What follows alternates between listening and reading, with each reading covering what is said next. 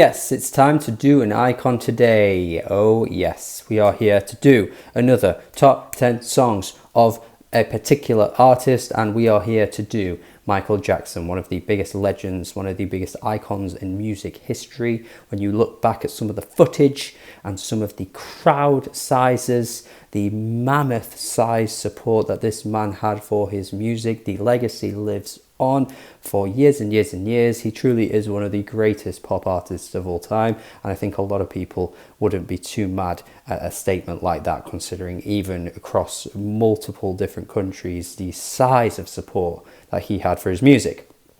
And at the end of the day, popularity isn't always the best measure for, great music. It's all opinions. It's all what you feel. If you feel something about music, that's fine. It doesn't matter. But with Michael Jackson, to have that success and fame and that absolute legendary stage presence, as well as making the music that he did, you kind of have to just tip your hat off to him, man, because the success and everything else that came along with it is truly remarkable, and the music was pretty bloody good. So let's not lie to ourselves here. This guy is an absolute legend. As always, we're separating the arts from the artist here. We're strictly talking about the music, and the music that Michael Jackson made and how influential he was is undeniable, really, and the music was pretty bloody good. Have I said that already? Do I keep repeating myself here? Michael Jackson had really good music. Did you know that? Have you ever been told that before? I don't think you have. This is a hot take. Just a few stipulations here, as I do want to address a few things beforehand, just in case anyone kind of jumps in and goes, what about this song? What about that? What about this? What about that? Well. First of all, we're talking his solo music, so anything from the Jackson 5 is not included here. That is a separate artist and a separate band to what Michael Jackson did as a solo artist. So, of course, we're strictly just talking about his own music, which spanned like so many years, so many decades, and so many albums. But if you're wondering why anything from Jackson 5 is not there, well, that's why. I guess anything from his childhood days could be included here, but I'm not going to pretend like I ever sit down and listen to any of that stuff because it's just not really that good. For a child, it's impressive, but, it's not really the peak of his years. I think most people would be okay with that, really. And secondly, anything posthumous or anything that's unreleased that he didn't have a say over, again, won't be included here. So whatever the stuff that landed from that 2014 album, I think there's like a Justin Timberlake collaboration from then as well, which was actually a hit for Michael Jackson. Again, I'm not including any of that. I'm talking strictly his own studio work that he put out there, and none of these cash grab type posthumous things, none of the unreleased stuff that, he hasn't had a say over. I think all of these stipulations are pretty valid and fair. I'm sure most people could totally understand why. And at the end of the day, the core of his great music, I mean, we're talking top 10 songs here. Is any of that stuff even going to be worthy of being mentioned? Probably not. So before I waste any more of your time and anyone in the comments jumps in to go, will you just get on with it, please, Jesus Christ? I'm just going to get straight into it now with 5 honourable mentions, as I always do with these videos, the songs that could have made it in, that didn't quite. Perhaps one of the most contentious songs that I want to mention first is Beat It, because I think a lot of people would put this in his top 10 songs, and that is totally fine. We are talking 10 songs here. It's no attack. It's no shame, maybe is a better way to word it, to not make it into a top 10. Because you're talking only 10, and that's not a very big number, but Beat It just misses out for me. I think he tapped into something excellent on this track with a bit more of a rockier edge, which I think is really good for the sound that he was going for here. And honestly, it would have been good to see him do more of this, a bit more of that grittier, rockier stuff that has like literally a guitar solo in it, man. Like a real great guitar performance on this track. and I really like this song, so it's worthy of being here. Also, when I mentioned Scream, I think this track is a really good track. One that I never really used to like, but actually over the years has grown on me a little bit more. Appreciate a bit more of the weirdness that this one goes for. He certainly doesn't have much in his catalogue that sounds quite like this. And for the album that it comes from as well, it's really one of the few memorable moments on that album, because it drags on for like 80 minutes. And there is really not much going on that album for me to pick out aside from Scream and maybe a couple of other tracks. So yeah. A couple of tracks from the album Dangerous I want to mention next. One of them being the title track Dangerous. I think this is a great track, honestly. I think the snappiness to this song sounds great. It's just the drum snare. It's just a... and the melodies coming through. The girl is so dangerous. Great track from Michael Jackson here. I think it's a really underrated song from him as well. And then, of course, you got Black or White, which I think maybe a little bit preachy with what it's trying to say, but I think it successfully says what it says really well. And it does so in such a fun, light-hearted, funky way as well. I mean, the message sure doesn't have the most intricate detail behind it that you could have ever imagined.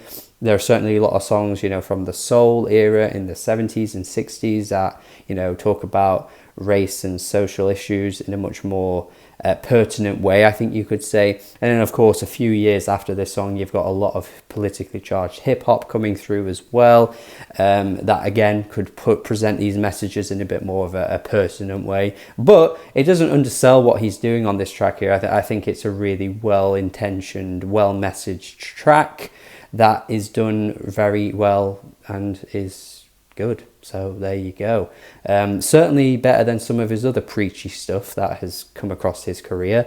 I think when he goes into kind of slower ballad territory and kind of starts preaching to you, even though the message of the song is well intentioned, the songs just sound really cheesy. This song doesn't do that. It doesn't sound that way. And finally, before we get into the top 10, gotta mention Working Day and Night. Great track, this one of the most funkiest and just infectious tracks he's ever done. Off the Wall has this kind of thing in spades, and as a mini spoiler, you're going to see a lot of Off the Wall in the top 10, I will tell you that right now. But Working Day and Night just misses it out for me. The ending is fantastic. The instruments that come together, the horn section, it just all sounds so good. Certainly had an influence on Rick James's Street Songs, I think, that part of the track. Excellent album if you've never heard that, by the way. Love this track. So good, kind of has a bit more of a disco flavor to it compared to like something It's Been a Hard Day's Night by the Beatles. You know, it's kind of like the similar songs in what they're both talking about, but very different in how they sound. Great track. And let's get into the top 10. Here we go. I don't think there's many contentious tracks here, but we shall find out. I think you're going to pretty much agree with a lot of what's in this top 10.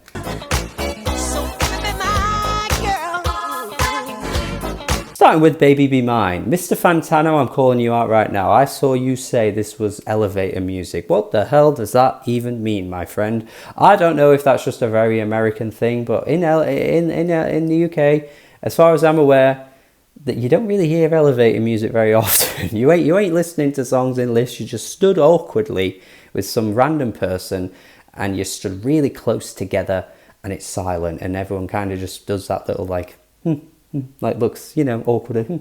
And you all just really want to get out of there because it's really uncomfortably close. I don't even know what Mr. Fantano is saying, my friends. This track is not like that at all for me. It just is a really fun track. Baby Be Mine. The way the instrument just flows together so well with his voice, I think is one of the best things about Michael Jackson. He has a great way of just lining up his vocals so fluidly with the instrumentation. I think this track is just a perfect example of that, to be honest with you. It's a bit corny with its lyrical presentation, but considering on the same album you've got This Girl Is Mine, and then you've also got Baby Be Mine, which are kind of very similar topics, to be honest with you. I would take this a million days over and over and over and over and over again over that Paul McCartney track, because that shit is terrible, man. Really, really understated, and never talked enough about how bad that song actually is. This track is so fun. It fits the feel of the album so much better as well. Love this track. It's a lot of fun.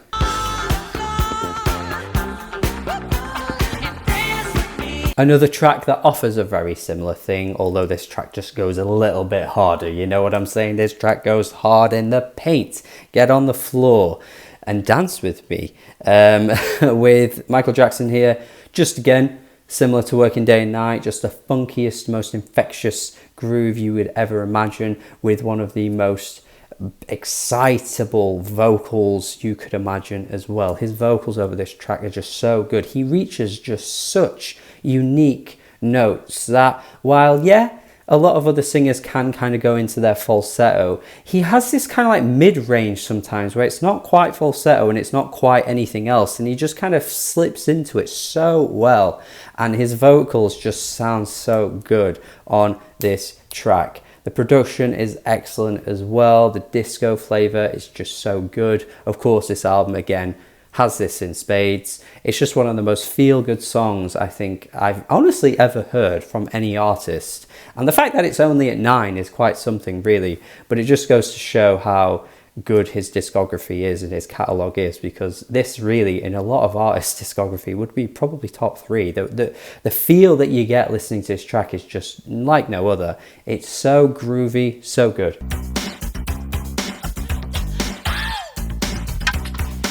At number 8, we've got Smooth Criminal. Dare I say, I think I might slightly prefer the Alien Ant Farm version to this song.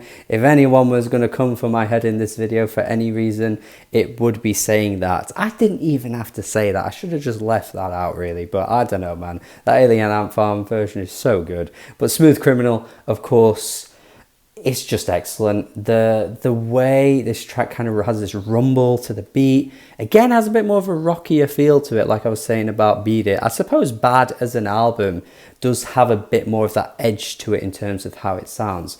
But this song is like ridiculously unique for a charting pop song. Like, yeah, it's Michael Jackson, but what can you even liken this to? The way he's kind of going, and are you okay?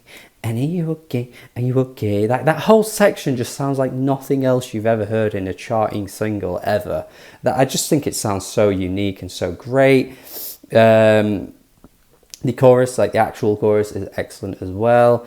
I just think that kind of edge to the persona that he's kind of giving off on this track works a lot better for me than the actual title track Bad. Like, I think he actually sounds a bit more badass on this song than he does on the song that's called Bad, which I've always found a bit weird. But yeah, I think this is excellent. Bit of a spoiler as well, Bad isn't even on this list, so there you go.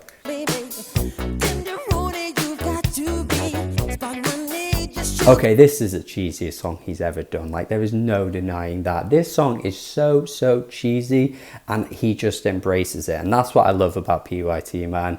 It is just so silly and ridiculous. And the lyrics, again, just come through in just such a corny way. But the delivery and the way he sells it is like no other. Like, most artists could not get away with this. They really couldn't. You do let MJ get away with some things, and the fact that this is at number 7 proves that as well. I don't think I have really much else to say with this song. I feel like every time I hear the PYT chorus, I just imagine someone's face that's like, PYT.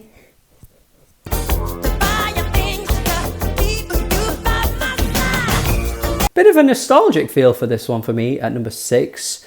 Mostly not for the fact that I was around when this was a hit or anything. Please don't even try making out that I'm that old, you little shit. I know what you were trying to say there. But no, actually, a nostalgic one for me because I used to work at a pub, getting my money, getting by as you do when you're a bit younger, and you need something to do, you need some work. And this song was on all the friggin' time. And I'll be honest, I actually grew off me loads because of that reason. But now that I don't work there anymore, and now that I hear this song and I don't hear it all the time, I actually kind of have a bit of a fond, like, oh yeah, there were some fun times with me and my friends working behind the bar, having a joke and a laugh, and hearing this song every week. Like, I kind of miss that a little bit. So a bit of a personal reason as to why this one lands here. Although at the end of the day, the way you make me feel. Like, you don't really need to justify why this makes the top 10 at all, really. It's that good, you know. The chorus is just so catchy. The backing vocals do it for me, man. The way you do me, the way you do me, you got me at me, you got me at me, the lonely days, the lonely days.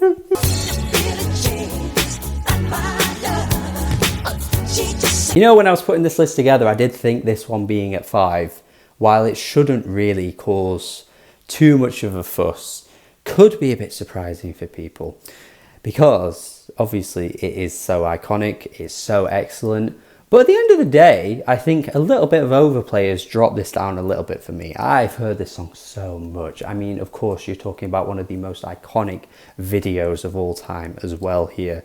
You know, back in the day where he really was kind of part of the new wave of how music was being kind of marketed and sold, and music videos were becoming like a huge thing and a huge part of music. Like, this was really one of the kind of trailblazers for that, as well as Thriller, of course, which doesn't make the list. Am I allowed to say that?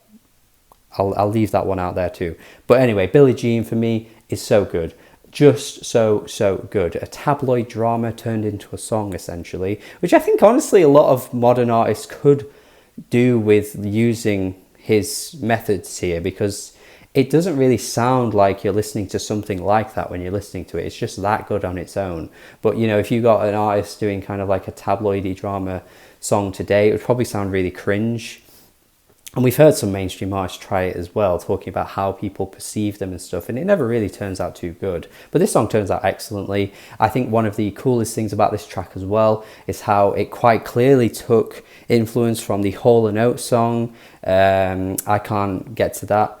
That track, that Hall & Oates song, great song, by the way. What a song. I Can't Go For That, sorry. I Can't Go For That. Not I Can't Get To That. I Can't Go For That. And they spoke about it in real life, apparently. They crossed paths, and Michael kind of basically said, you know what, I kind of took your bass line for that.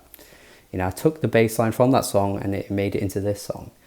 And they just kind of went, yeah, cool, that's fine. It happens sometimes. Could you imagine that happening today? I mean, we just escaped one of the biggest dramas in music copyright history with Ed Sheeran and Marvin Gaye's family, and that was like a whole huge thing that went on for ages, and this was just a passing conversation, and they just kind of went, yeah, cool, that's fine.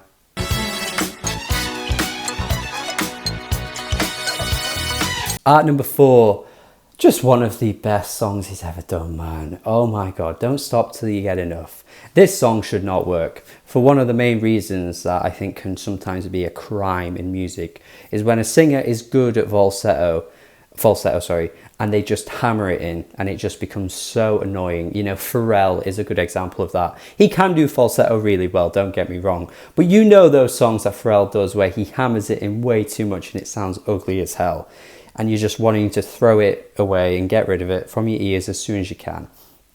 Well, that can happen sometimes. This song doesn't have that at all. The notes he reaches are insane, but it just sounds so good. And it sounds so atmospheric in a weird way as well. And then, of course, the instrumentation just backing it with Quincy Jones on production here. What an absolute icon of a producer he is. The fact that the sort of like string arrangement that was on this track initially wasn't going to be there, and he pushed for it to be on there, and the fact that it stayed, it's so good. It sounds brilliant. I think it's more like a violin sort of instrumentation being used there. But yeah, he pushed for that to be on the song. He said it in an interview before, and imagine it not being there. And to be honest, again, another unique thing about MJ with his hit songs, like you don't hear songs that have this such like an orchestral feel to the instrumentation that really ever chart like this anymore. But of course, the funk and the disco feel to it just gave it a new flavour, and it just sounds so good. What a legendary track.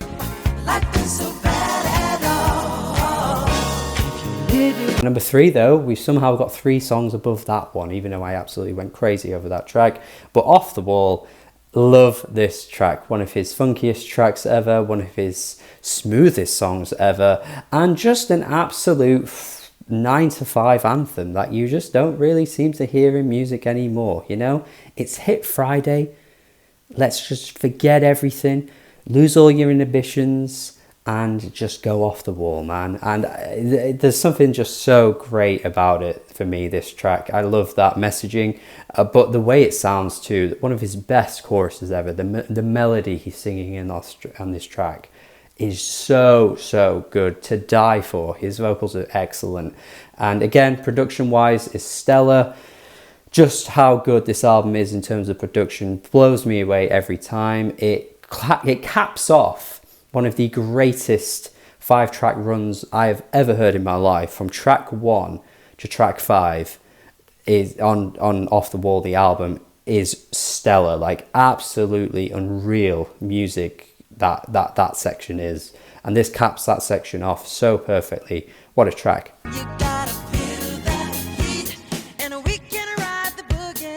And to cap off all the tracks I've mentioned in that section of the 5-track run on Off the Wall is Rock With You. The final piece of that 5-track section that I've just been talking about makes it at number 2.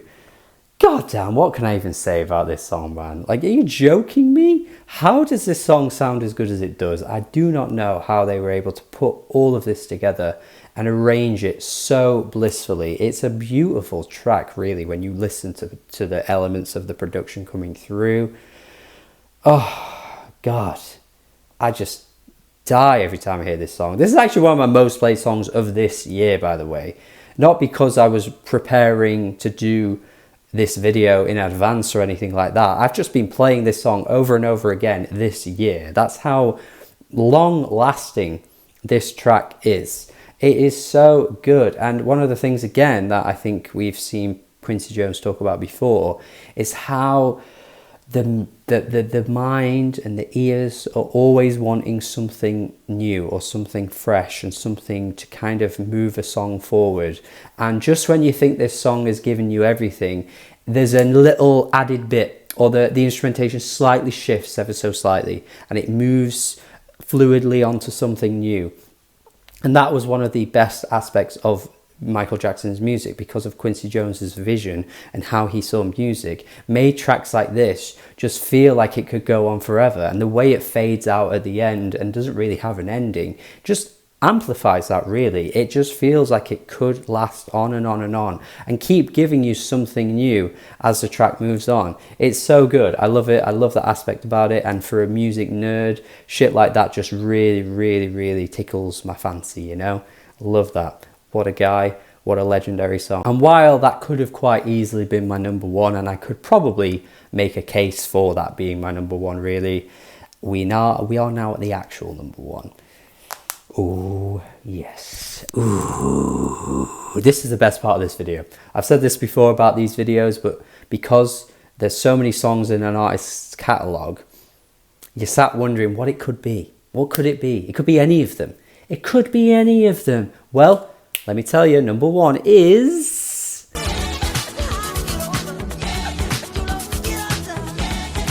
Yeah, I've got to be honest, man. I don't even think many people would have this as their number 1. But I think for the rest of the video, I think all of my picks have been pretty much obvious and you could kind of go, yeah. But for me, Wanna Be Starting Something is just something else. Just the rattles in the instrumentation, the groove, the way this song just feels like it's so... just love it. One of the danceable songs he's ever done, one of the most danceable songs of the 80s, and maybe one of the most danceable songs of all time. And again, what I was saying before about the production shifting and taking you into different places, this track has that for me with the ending, you know, just when you think this song could probably end, and most songs probably would have ended, because this is quite a long song for a pop song, you know, for a charting pop song. This is pretty long, and most songs would have probably called it a day, but just that extra bit to make the song perfect by the end, with that bit, it just sounds so good. And of course was that good that it was used again in a modern song from Rihanna, who sampled that obviously in Don't Stop the Music. Like, that's how eternal that section of that track is. But it's eternal within the song, and then it's eternal outside of the song because it just feels like it lives on forever. But it's also eternal in the fact that it's an extra part of the song that's totally separate to everything else, so it feels like a totally different thing. Oh, it's just so good. I just don't know how else to word this, but it's just brilliant. And then I have to commend one of the best advice snippets of all time. You know, if you can't feed your baby, don't have a baby. Just don't do it. Just don't have a baby if you can't feed your baby. That's the best advice I've ever heard. Do not raise a child if you can't afford it, man. So many people need to hear that advice. One of the best advice snippets I've ever heard in a pop song of all time. One of the most danceable, grooviest tracks ever. I love this track. It makes me want to be starting something all the damn time. And that is it from me. That is my top 10 Michael Jackson songs. I enjoyed recording this video, actually. I hope you enjoyed watching me be an idiot throughout this video as well, and enjoyed my list and agreed with me. If you disagree, please tell me what you disagree with, why you disagree. Please also drop your top 10 lists in the comments as well. Like I say, a few omissions with Bad, Thriller, and Beat It not being in there, although Beat It was actually an honorable mention. I think a lot of people might be thinking, no, they have to be in my top 10. So if they are, or other songs aren't here that are in yours, please let me know. Please subscribe. Please check out my Patreon as well. You can request your own videos going forward if you'd like to see other lists like this in the future, all kinds of videos. You can join my Discord server as well if you join onto my Patreon, and make sure you at least subscribe to me because you will get more videos like this in the future. Thank you for watching. Do have a good day. Subscribe and goodbye.